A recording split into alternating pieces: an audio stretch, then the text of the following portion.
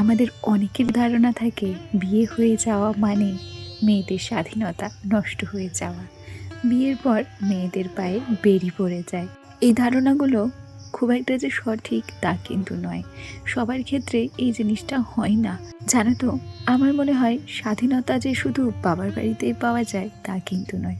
বিয়ের পর যদি পরিবারের লোকজন ভালো হয়, সর্বোপরি নিজের জীবন সঙ্গীটা ভালো হয়, তাহলে স্বাধীনতার স্বাদ শ্বশুর বাড়িতেও পাওয়া যায়। নমস্কার, আমি রিমি। আজকে আমি চলে এলাম তোমাদের সঙ্গে আবারও একটি গল্প নিয়ে। যাই হোক, সংসারের কাজ আর সেই সাথে নিত্যদিনের গল্প তোমাদের সঙ্গে এভাবে গল্প করতে আমার কিন্তু বেশ ভালো লাগে। যখন আমার বিয়ে হয়েছিল, বিয়ের পর নতুন এ বাড়িতে আসি, সচরাচর প্রত্যেকটি বাড়িতে বিয়ের পর বউদের নতুন শাড়ি পরারই নিয়ম থাকে। তবে আমার ক্ষেত্রে এই নিয়মটা ছিল সম্পূর্ণ আলাদা। কোথাও যাওয়ার আগে আমি আমার শ্বশুরমশাইকে জিজ্ঞাসা করতাম যে আমি শাড়ি পরবো না চুড়িদার পরবো। তখন তিনি একটা কথাই বলতেন, তিনি বলতেন, শাড়ি তোমাকে পরতে হবে না, তুমি চুড়িদার পরো। কখন শাড়ি টাড়ি বেঁধে পরে যাবে তার ঠিক নেই। আমার হাজব্যান্ড কিন্তু আবার শাড়ি পরতে বলতেন। তবে যেহেতু আমার শ্বশুরমশাই আমাকে পারমিশন দিত চুড়িদার পরার, তাই আমি যেখানে যেতাম চুড়িদার পরেই যেতাম। এই স্বাধীনতাটাও কিন্তু বিয়ের পর এসে পাওয়া যায় না, অনেকে পায়ও না।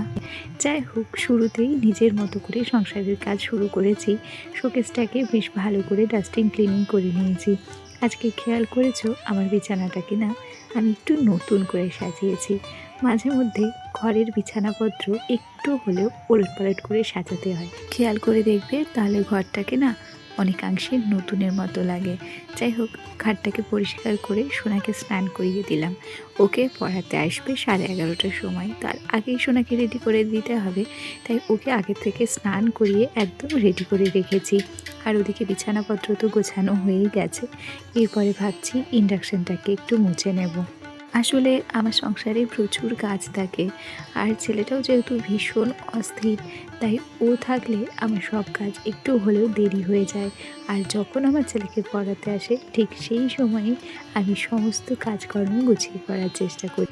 যাই হোক, তোমাদের সঙ্গে গল্প করতে করতে ওদিকে কিন্তু আমার ঘরের সমস্ত কাজকর্ম হয়ে গেল। চলো আজ তবে আসি, টাটা।